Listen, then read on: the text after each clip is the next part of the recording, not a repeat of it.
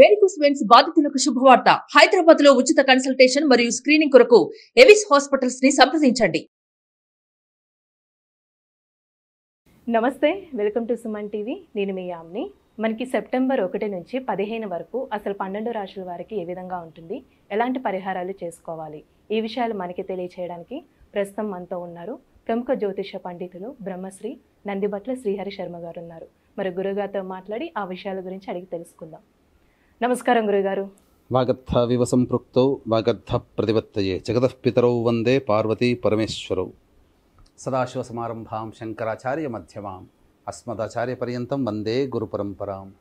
ఆదిత్యాయ చ సోమాయ మంగళాయ బుధాయ చ గురుశుక్ర శనిభ్యశ్చ రాహవే కేతవే నమః. శృంగేరి జగద్గురు పీఠాధిపతులకి, కంచి పీఠాధిపతులకి నమస్కారములు తెలియజేసుకుంటూ కార్యక్రమాన్ని ప్రారంభిద్దాం. గురుగారు, సెప్టెంబర్ 1 నుంచి 15 వరకు అండి అసలు ధనుసు రాశి వారికి ఏ విధంగా ఉంటుంది? సెప్టెంబర్ 1వ తారీఖు నుంచి 15వ తారీఖు వరకు ధనుస్సు రాశి వారికి ఏ విధంగా ఉండబోతుందో తెలుసుకునే ముందు గ్రహ సంచారం తెలుసుకుందాం. తృతీయ ముందు శని వక్రీకరించి ఉండడం, చతుర్థమందు రాహు, దశమందు కేతువు శుక్రుడు, నవమందు రవి బుధుడు మరియు షష్టమందు గురువు, సప్తమందు కుజుడు. వెరసి గ్రహ సంచారము మిశ్రమమైనటువంటి ఫలితాలని మీకు కలగచేస్తుంది. అంటే శుభము అశుభము రెండు కూడాను సమానంగా ఉంటాయని చెప్పవచ్చు. అయితే గమనించుకున్నట్లయితే ప్రధానంగా అకాల భోజనం చేయడం, దీనివలన కొంత అనారోగ్య సమస్యలు ఎదురయ్యే అవకాశాలు ఈ యొక్క ధనుసు రాశి వారికి గోచరమవుతున్నాయి. అయితే రాశిని కుజగ్రహము వీక్షణ చేయడం, ఈ కారణం చేత ప్రధానంగా మీలో ఏదో ఒక సాధించాలనే పట్టుదల కానీ, లేకపోతే ఒక ఆత్మవిశ్వాసం అధికమైనటువంటి ఆత్మవిశ్వాసం అధికంగా ఉండడం, ఈ కారణం చేత ఏంటంటే ఎదుటి వాళ్ళని చులకనగా చూడడం, అంది వచ్చినటువంటి అవకాశాలు తేలిగ్గా తీసుకోవడం, ఇది ఓవర్ కాన్ఫిడెన్స్గా చెప్పవచ్చు. కాబట్టి వీటి ప్రభావం వల్ల కొన్ని సమస్యలు ఎదుర్కోక తప్పదు. కాబట్టి అందరినీ కూడాను సమదృష్టితో చూసే అవకాశం ఉంటే మంచి స్థితిగతులు పొందుతారని చెప్పవచ్చు. ఉద్యోగార్థులకి కాస్త గడ్డు కాలమనే చెప్పాలి. కాబట్టి ఒళ్ళు దగ్గర పెట్టుకొని చక్కగా మీరు ఉద్యోగంలో కనుక ఉన్నట్లయితే, అనగా ఒళ్ళు దగ్గర పెట్టుకోమని అంటే దీని అర్థము వచ్చేటువంటి ప్రమాదాలని ముందుగా పసిగట్టాలి. భవిష్యత్తులో జరిగేటువంటి దాన్ని ముందుగానే మీరు ఊహ చేసుకొని దానికి అనుగుణంగా మీ యొక్క ప్లాన్లు కానీ మీ యొక్క వర్క్ను కానీ కనుక మీరు మార్చుకున్నట్లయితే తప్పకుండా సమస్యల నుంచి మీరు బయటపడతారని చెప్పవచ్చు. అయితే సౌఖ్యం అధికంగా ఉంటుంది. మీకు ప్రధానంగా గ్రహ సంచారం ఎలా ఉన్నప్పటికీ కూడా అనుకున్న పనులు జరగడానికి దైవానుగ్రహం తప్పనిసరి. దైవానుగ్రహం ఉంటే అన్ని రకాలుగా వచ్చేటువంటి సమస్యల నుంచి పరిష్కారం అవుతాయి. ముఖ్యంగా మీకు సంబంధించి చూసుకున్నట్లయితే ప్రధానంగా మీకు ఈ యొక్క రాశిని అనుసరించి ధనుసు రాశి వారికి ఏలిన నాశిని ప్రభావం లేనప్పటికీ శని వక్రీకరించినటువంటి కారణం చేత నూతన వ్యక్తుల యొక్క పరిచయ ప్రభావం పెరగడము కానీ, తోటి ఉద్యోగస్తులు ఇతరుల యొక్క సహాయ సహకారాలు మీకు వస్తున్నట్టుగానే అనిపిస్తాయి, కానీ ఎవ్వరు కూడా సహాయం చేయలేనటువంటి పరిస్థితి, అందరి దగ్గర మొండి చెయ్యి ఎదురవుతుంది. కాబట్టి మీ అంతటా మీరు ప్రయత్నం చేసుకోవాలి. అందుకనే ఇక్కడ ప్రధానంగా యొక్క గ్రహ సంచారం ఏమని చెబుతుంది, ప్రధానంగా దశమంలో శుక్రకేతుల యొక్క ప్రభావం. ముఖ్యంగా ఈ ధనుసు రాశి వారికి అన్నీ జరుగుతున్నట్టుగానే అనిపిస్తాయి, మాయ, కానీ ఏది ఒక కొలిక్కి రానటువంటి పరిస్థితి, కొంత 1కి 4 సార్లు పనిచేయాల్సినటువంటి పరిస్థితి, ఇవన్నీ కూడా ధనుసు రాశి వారికి గోచరమవుతున్నాయి. కాబట్టి నిరుద్యోగస్తులు బాగా కష్టపడితే తప్ప ఉద్యోగములు లభించినటువంటి పరిస్థితి. అలాగే ఎఫ్ఎంసీజీ రంగంలో ఉన్నటువంటి వారికి కొన్ని వ్యాపారపరమైనటువంటి జాగ్రత్తలు తీసుకోవాలి.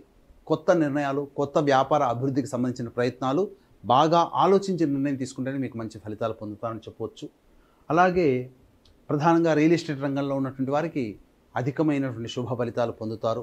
వ్యాపారంలో నూతన ప్రాజెక్టులు రావడం కానీ, అవన్నీ కొత్తవిగా మీరు మార్చుకోవడం అన్ని రకాలుగా యోగదాయకంగా ఉంటుంది. అయితే ఈ యొక్క నూతన ప్రాజెక్టులు చేసేటప్పుడు ప్రభుత్వపరమైనటువంటి చిక్కులు ఎదుర్కొనే అవకాశం ఉంది, కాబట్టి జాగ్రత్తలు పాటించండి.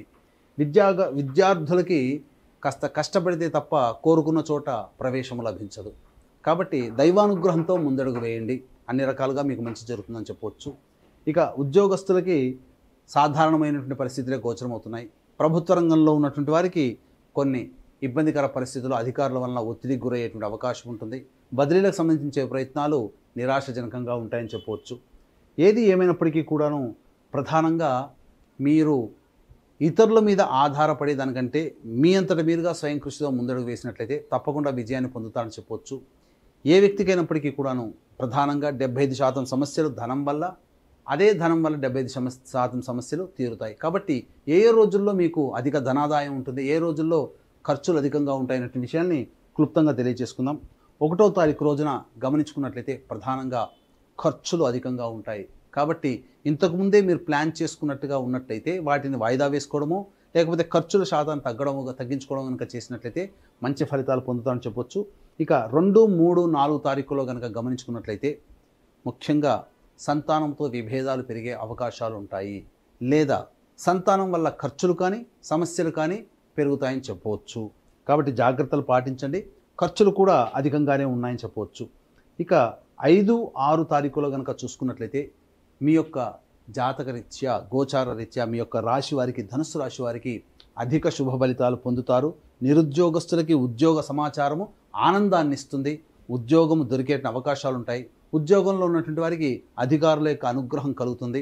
అన్ని రకాలుగా ఒక ప్రధానమైనటువంటి పనిని పూర్తి చేసుకుంటారని చెప్పవచ్చు.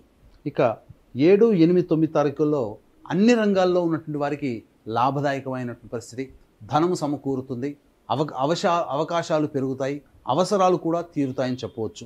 ఇక 10, 11 తారీఖులో కనుక గమనించుకున్నట్లయితే ప్రధానంగా ఈ యొక్క సంబంధించినటువంటి రాశి వారికి, ధనుసు రాశి వారికి 10, 11 తారీఖుల్లో ఖర్చులు అధికంగా ఉంటాయి. అంటే ఏంటి? అనుకున్నటువంటి దానికంటే ఎక్కువగా ఖర్చు అవడం. 1000 రూపాయలు ఖర్చు అవుతాయి ఒక వస్తువు కొనుక్కుంటే, అంటే అక్కడికి 1500 రూపాయలు ఖర్చు అయ్యే అవకాశాలు ఉంటాయి. కాబట్టి మీరు అంతకుముందే ప్లాన్ చేసుకున్న ఖర్చులు ఏవైతే ఉంటే వాటిని వాయిదా వేసుకోవడము, ఆ యొక్క ఖర్చుల శాతాన్ని తగ్గించుకోవడం చేసుకున్నట్లయితే ఈ 10, 11 తారీఖుల్లో ఆకస్మికంగా వచ్చే ఖర్చులు కూడా ఉండడం వల్ల కొంతవరకు నష్ట నివారణ చేసుకోవచ్చు. లేకపోతే మీరు పెట్టుకున్నటువంటి ఖర్చులు 10, 11 తారీఖుల్లో అదనంగా అయ్యేటువంటి ఖర్చులు తోడై ఇబ్బడి ముబ్బడి మిమ్మల్ని ఉక్కిరి బిక్కిరి గురి చేస్తాయి. మనస్సు ఆందోళనగా ఉంటుంది, సమయానికి నిద్ర పట్టదు ఈ 10, 11 తారీఖుల్లో. కాబట్టి జాగ్రత్తలు పాటించండి. 12, 13 తారీఖుల్లో కనుక చూసుకున్నట్లయితే ప్రధానమైనటువంటి పనులన్నీ కూడా పూర్తి చేసుకుంటారు. ఒక పెద్ద బాధ్యత మీరు తీర్చుకుంటారు. అమ్మయ్య, ఒక పనిని మనం పూర్తి చేసుకున్నాం, ఎన్నాళ్ళ నుంచో మనకు పెండింగ్లో ఉన్నటువంటి పనిని, లేదా ఒక గొప్ప పని మీరు కంప్లీట్ చేసుకున్నారనే ఒక సంతృప్తి ఉంటుంది. మీ యొక్క కుటుంబ సభ్యులతో విందులు వినోదాల్లో బంధుమిత్రులతో పాల్గొంటారని చెప్పవచ్చు. ఇక 14, 15 తారీఖులో కనుక చూసుకున్నట్లయితే ఇతరుల వలన మీకు ధనము ఖర్చు అవుతుంది. కుటుంబ సభ్యుల మధ్య వాగ్వివాదాలు, విభేదాలు పెరిగే అవకాశాలు ఉంటాయి. కాబట్టి మీరు మౌనాన్ని ఆశ్రయించినట్లయితే, చాలా మటుకు లౌక్యంతో మీరు సమస్యల్ని మీరు పరిష్కరించుకున్నట్లయితే అన్నీ కూడా తగ్గుముఖం పడతాయి.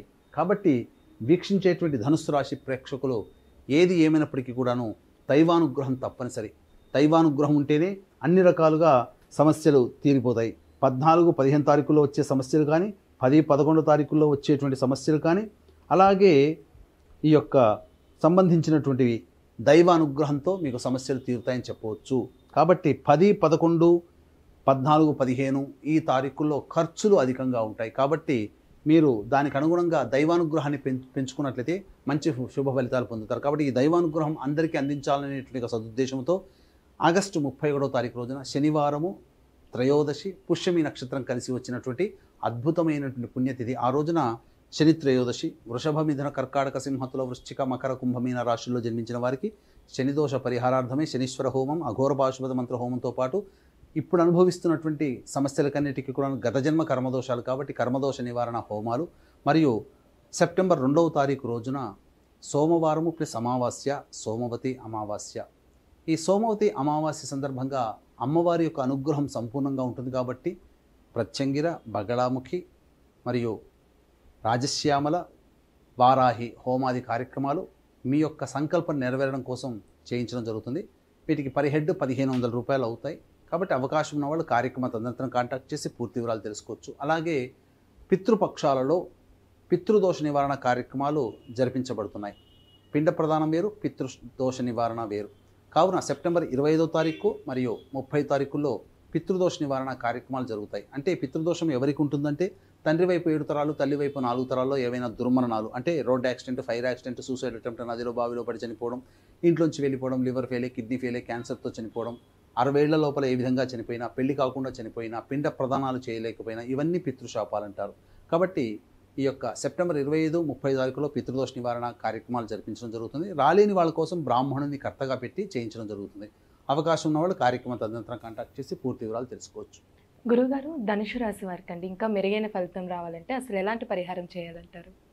ధనుస్సు రాశి వారు గురువారం రోజున దత్తాత్రేయ చరిత్ర పారాయణం ప్రారంభించి బుధవారానికి ఒక పారాయణం సమాప్తం చేయండి. అలాగే ప్రతిరోజు దత్తస్తవము సాయంకాల సమయంలో శివాలయంలో అర్చన ఒక వారం రోజుల పాటు చేయించుకున్నట్లయితే తప్పకుండా మీకున్నటువంటి సమస్యలు పరిష్కారం అవుతాయి. ఇవి మీ యొక్క రాశిని అనుసరించి చెప్పబడే ఫలితాలు. మీ యొక్క జన్మకుండలి రీత్యా మీకు సమస్యలు ఇంకా అధికంగా ఉన్నాయంటే జన్మకుండలి రీత్యా దగ్గరలోని మంచి ఉపాసనాపరులైనటువంటి జ్యోతిష పండితులను సంప్రదించినట్లయితే, వారిచ్చే సలహాలు సూచనలు కనుక పాటించినట్లయితే భవిష్యత్తులో వచ్చేటువంటి సమస్య నుంచి కూడా మీరు బయటపడతారని చెప్పవచ్చు.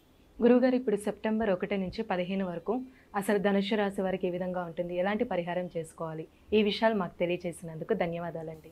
సర్వం శ్రీ ఉమామహేశ్వర పరబ్రహ్మార్పణమస్తు.